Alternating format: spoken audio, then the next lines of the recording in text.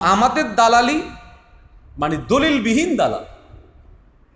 একজন আমাকে বলতেছিল যে আপনি ইসলামী আন্দোলনের এদের সাথে যে মিশেন, আর আমাদেরকে তো মানে মোটামুটিভাবে আমি, রেজাউল করিম আবরার ভাই, লুৎফুর রহমান ফরাইজি ভাই, আমরা যারা ফিরকায়ে বাতিলা নিয়ে কাজ করতাম, আমরা হচ্ছি বিনা দলিলে দালাল। কোন দলিলে দালাল? বিনা দলিলে দালাল।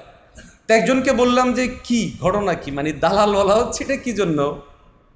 তো পরে ও বললো যে দালাল এই জন্য বলা হচ্ছে যে আপনারা ওদের পক্ষে লেখেন না। প্রথম শুরু হয়েছিল আপনারা আহলে হাদিসের বিরুদ্ধে বলেন, আপনারা বেদাতেদের বিরুদ্ধে বলেন, আপনারা মাজারিদের বিরুদ্ধে বলেন, আহলে কোরআনের বিরুদ্ধে বলেন, কিন্তু চরমনায়ের বিরুদ্ধে বলেন না। যেহেতু চরমনায়ের বিরুদ্ধে বলেন না, এই জন্য মনে হয় আপনারা দালাল।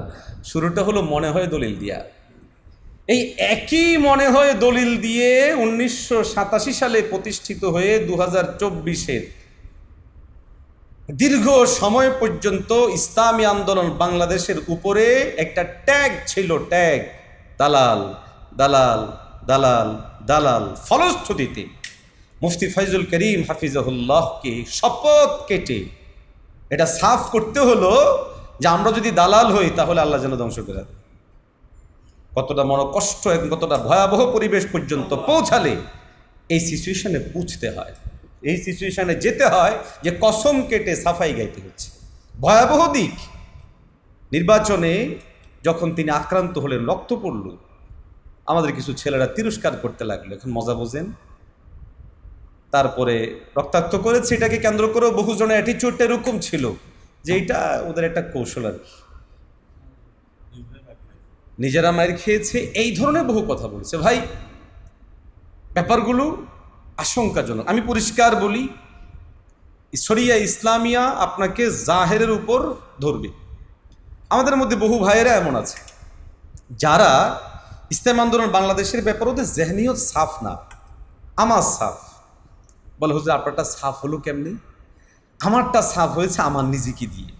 কারণ আমাদের বিরুদ্ধে যারা কথা বলে, এদের বিশাল একটা অংশ যে আমাদেরকে দালাল বলে, আরও কিছু কথা বলে যে ওয়াজ মাহফিল পাওয়ার জন্য আপনারা চরমনায়ের সাথে চলেন। কেউ কেউ বলে যে আপনাদেরকে বেতন দিয়ে রাখা হয়েছে। অথচ বাস্তবতা হলো আপনারা যারা ওয়াজের দাওয়াত দেন, ধরেন মুজাহিদ কমিটির কেউ যদি দাওয়াত দেয়, অন্য জায়গায় যদি প্রধান বক্তা রাখে আর আপনারা আমাদেরকে বয়ান দেন মাগরিবের পরে, অন্যরা যদি হাদিয়া ধরেন 20,000 দেয়, তো মুজাহিদ কমিটিতে হাদিয়া এবারে অনেক বেশি গেলে 1010 হয়। ভুল বললাম? রাগ করলে নাকি আমার কথা? এটা বাস্তবতা বলতেছি, জাস্ট ওপেনলি বোঝার জন্য। তো ওরা যখন একদিকে বলতেছে যে আপনারা অর্থের লোভে, পদের লোভে, অথবা আপনাদেরকে বেতন দিয়ে রেখেছে, আমি তো জানি আমি কে। কোথাও গেলে ছাত্র আন্দোলনের ছেলেরা বিশেষ করে সালাম দেয়, আসসালামু আলাইকুম। আমরা কুষ্টিয়া জেলায় ছাত্র আন্দোলনের পক্ষ থেকে আসছি, হুজুর কেমন আছে, ছোট্ট একটা ডায়েরি দেয়। তো ডায়েরি দেওয়া না, ডায়েরি দেওয়ার পরে হলো যে হুজুর কিছু হাদিয়া দেন।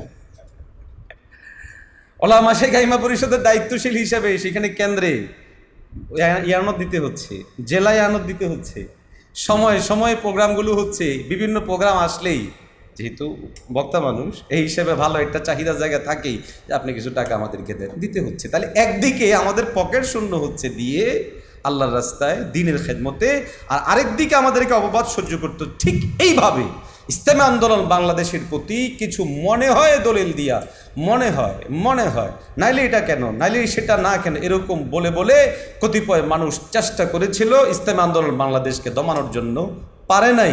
আল্লাহ যে বাতি জ্বালিয়েছেন, এ বাতি জ্বলবেই ইনশাআল্লাহ।